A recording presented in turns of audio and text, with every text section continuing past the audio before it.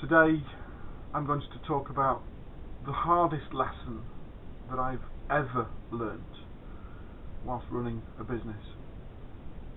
Now, I've been in business of some degree or another for the last 20 years.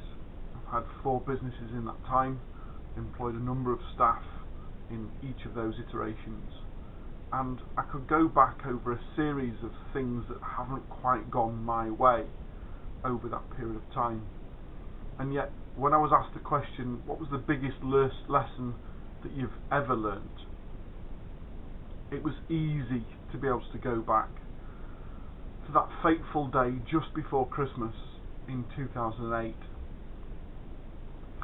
It goes back originally to a tender process that we started going through in about the April-May of the same year.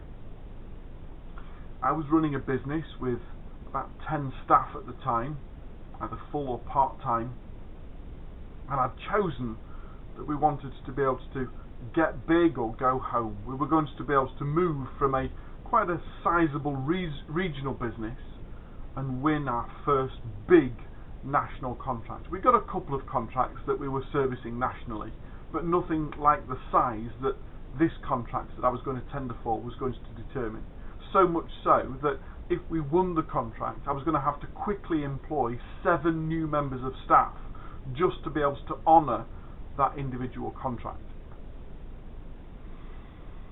We went through the tender process and I was adamant that we were going to give it our best shot.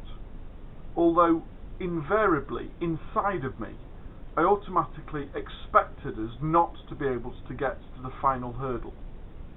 My intent for attending this, for applying to tender for this contract, was one, to be able to show my existing members of staff that we are a growing business and we're looking to be able to take the business forward. 2, I wanted people on the national circuits to start to recognise who we are and to see our name and brand. And 3, almost to irritate some of our local and regional competitions, to be able to show that we're on the way up and to be able to get everybody else to pull the socks up.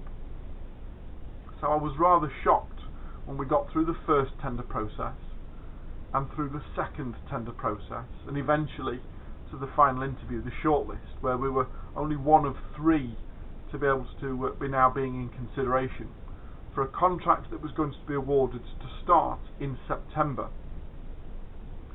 in order for us to be able to honour a 3-year document, a 3-year contract with them. We went through the process, it got closer and closer and closer, and eventually we got the surprising but really, really rewarding news that we'd been awarded the contract. We were now going to be the national providers to this large PLC that we'd been tendering for. And very quickly I went from excitement to quite apprehension and fear, thinking, how the hell am I ever going to be able to find enough staff to be able to honour the contract on day one? Where I knew that I had staff, but we already had a number of other contracts and clients that we were working for, and in order to be able to honour this, I was going to have to release us working from about 75-80% of the work that we were already doing, or quickly recruit a number of new members of staff and then quickly train them and prepare them to honour this new contract. And in order for us to be able to do that, I must admit, I hold my hands up, I started to advertise for new posts for these new positions, these new members of staff, and actually not poached but enticed 2 or 3 of the people working for one of the competitors, working for one of the other companies that had tendered for it, to be able to say, look, you were likely to be trading and doing this contract anyway, why don't you come and swap ship, as it were, so you can honour that contract? And we were able to take 2 or 3 employees from an alternative provider and invite them to come and work with us in order to be able to honour the contract that they would have been servicing anyway.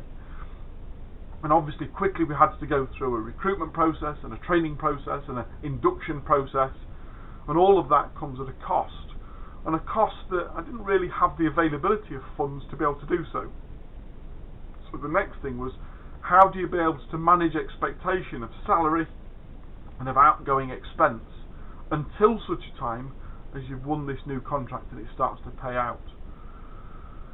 So I took out a huge big overdraft, I maxed out on all my credit cards, I reinvested some of my own money back into the business in order to try and honour those agreements and commitments that we'd made, in order to be able to get through until the first payday from the client.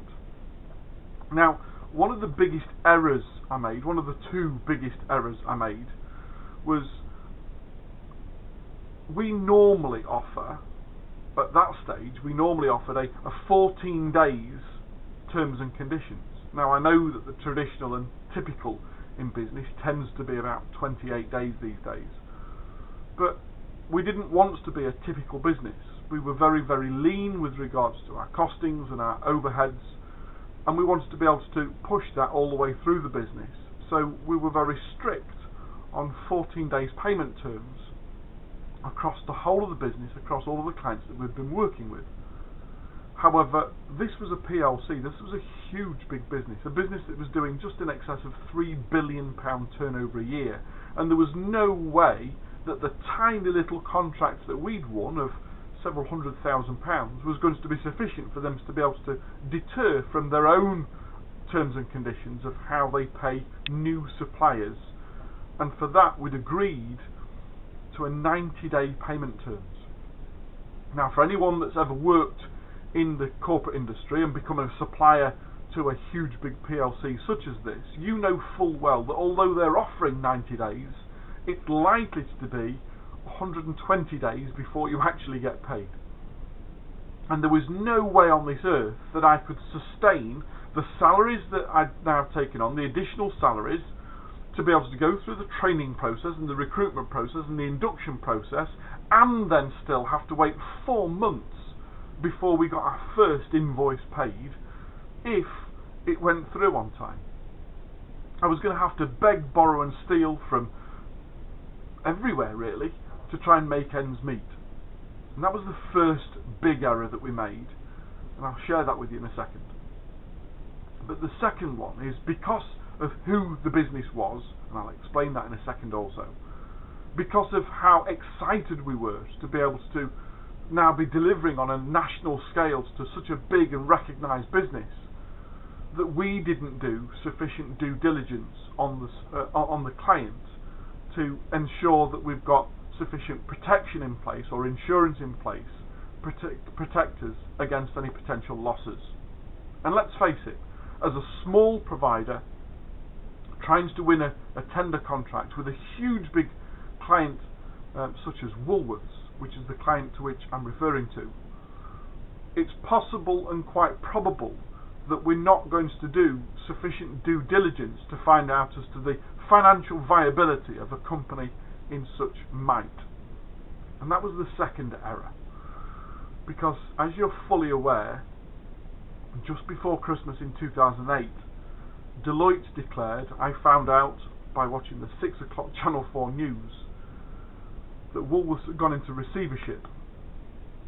And they'd gone into receivership 67 days after we'd issued our first invoice. We hadn't been paid.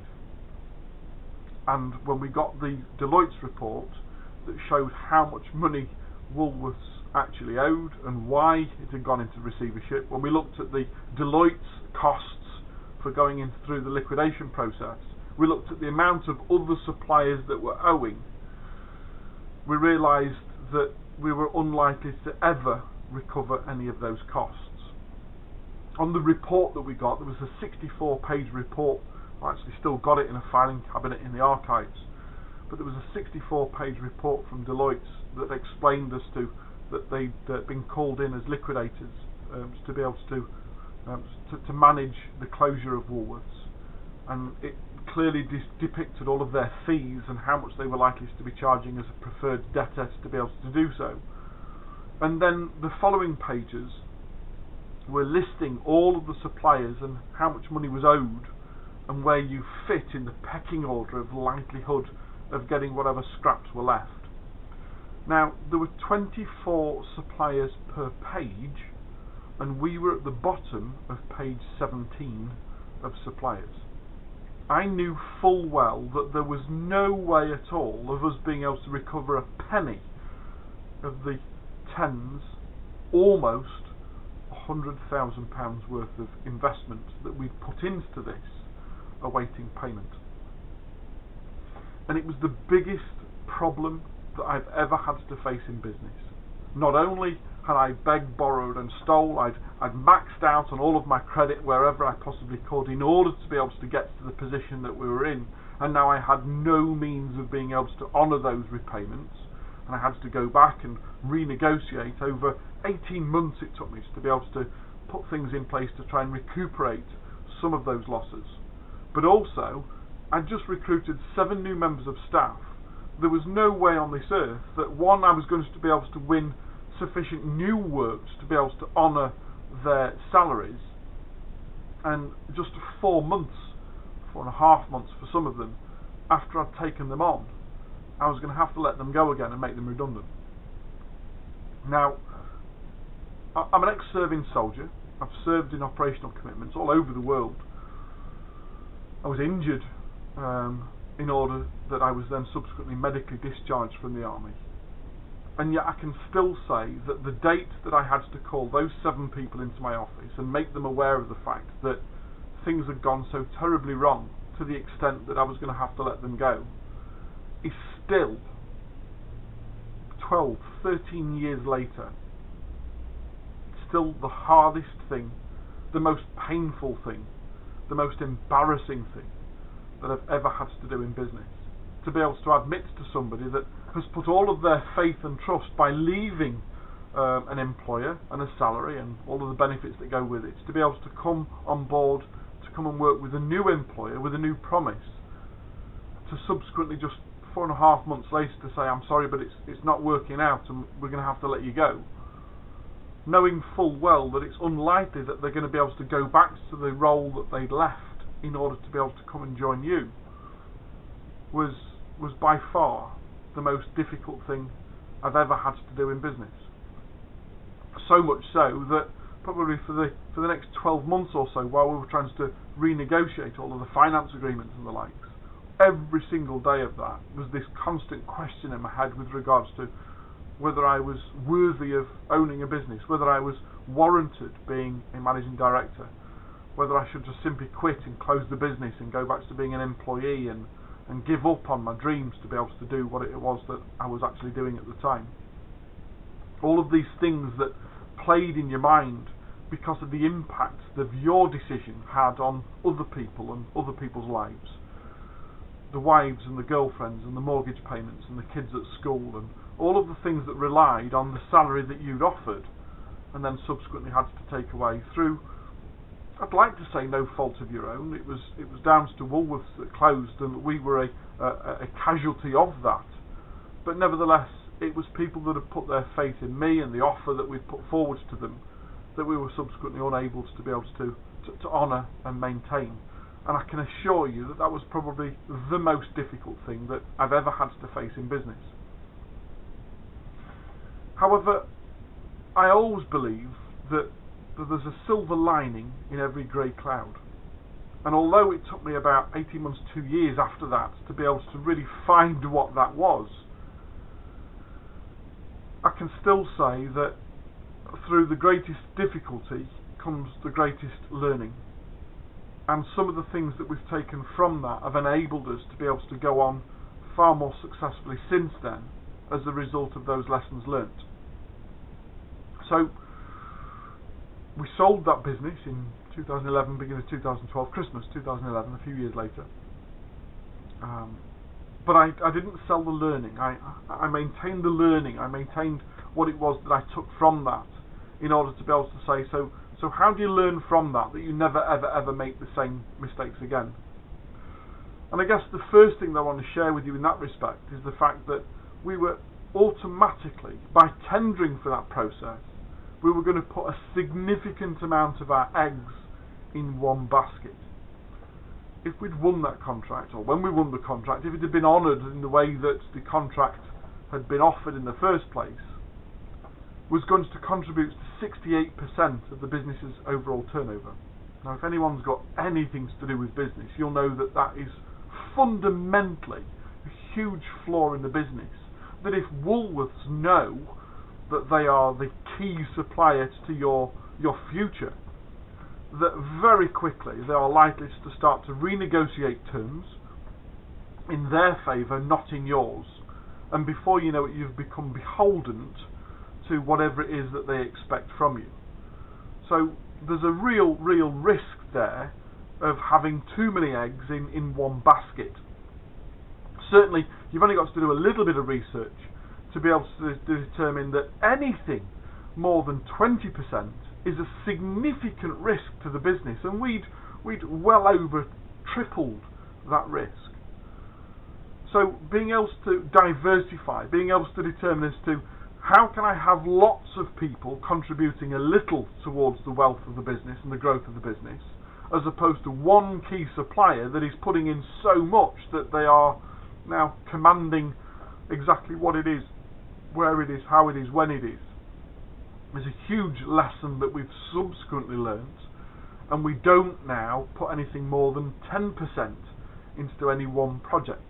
I would sooner have 50 or 60 projects all making a small contribution as opposed to 2 or 3 making a big sizable chunk towards our overall turnover. The other thing is, as I mentioned during the reciting of our little story there, is about due diligence and about not taking things on cover or face value, being able to look a little bit under the hood and ask some questions of your own regardless of who they are and what they're offering, is to be able to go away and do a little bit of investigations to determine as to whether everything that is being offered is true and valid and justified, or whether there's a smoke screen being used, which I genuinely believe was the case when we tendered for the contract, that they knew full well the position that they were in and the likelihood of not being able to honour a 3-year contract. So due diligence and being willing to be able to do a little bit of investigation, not just simply accepting people's cash as it walks through the door, but determining as to, is this good money or bad money? Are they a good clients to be working with, or is it likely to potentially risk who we are and our relationship or brand or standing in the environment that we're in the sector or industry that we're in? And then subsequently, being able to set expectations with your team and being able to share more with your team, that they're aware of who you are and what you're doing and why you're doing it, and getting some more buy-in, perhaps from people that have come on board very quickly, don't have that yet know, like, trust, honoured relationship between employer and employee, in order that it didn't have such a dramatic impact to me when we had to make them redundant just a few months later. But other than that, I also, once we'd sold the business, I also wanted to find out as to how the hell did Woolworths go under? At the time, it was Woolworths. It was a brand. It was 807 stores across the UK. Everyone knew Woolworths. So how do you get to such a big business, just over 3 billion turnover, and then subsequently go bust? How do you grow and grow and grow and get to such a household name and then make an error? So after I'd sold the business, after it was all gone and moved on, I chose to spend a little bit of time looking at what caused Woolworths to go bust. I wrote a subject access data request and submitted it to Deloitte in order to be able to look at the same data that they'd looked at, for me to understand as to what had caused, where had the problem been, what had happened, how had it occurred, what were the circumstances around it that led to such a phenomenal failure. Now, initially, as soon as the report came through and I started to look at some of the other data, I very quickly realised that even after I'd sold the business a few years later, I was still too emotionally impacted by what it had done to me and my business to have any real pragmatic review of the data that was in front of me. It was necessary for me to be able to find a data analyst and actually pass the data to them and say, can you look at this on my behalf and give me reports to tell me as to what's been caused and how it happened. Now, they were willing to do so. It was a third-year MBA student from Preston University. they were willing to do so, but they said, look, in order for me to do this any real justice, I really need some data to compare against rather than just looking at a set of data. And that led me to be able to put in subject access data requests with both Deloitte and KPMG for 5 other businesses, national businesses, that had gone under in the same time period as Woolworths, to establish as to what was happening, a study group, a baseline for us to understand what was happening. And very quickly we started to identify that there were some patterns happening between the businesses. And even though the businesses that we started to study had broken down and failed for a whole number of different reasons, at the end, when you actually start to dig under the surface, when you start to ask a whole series of questions and delve into it a lot more detail to find out what was the root cause that subsequently led to the failure. What I mean by that is, if this had been in place, then these things that subsequently happened would never have been able to happen because you've got this in place. What do we need to be able to strip it all back to find out as to, if this had happened, if this was in the core, none of that would have been possible. So we needed to ask a whole series of questions to establish as to, but if this happened, we'd need to have that in place to prevent it. So why wasn't that in place? And, well, who would have put that in place? When would you have put that in place? Was it in place, and what not follow? We had to create a whole series of questions to ask of the business to determine as to what was the root cause of failure of these 5 or 6 big national brands. And what we found was 3 flaws. So we now needed to test these flaws to determine as to whether they were relevant to just these businesses or whether we could transfer these flaws to other businesses. And that led us to being able to some more subject access data requests, and very quickly we started to receive a lot more information. We were very hungry to find out what the answer was, and that determined the need for another small team of data analysts to be able to support it, so we weren't taking months and months and months to crunch the numbers. And it led to us studying over a 4-year period over 150 national business failures.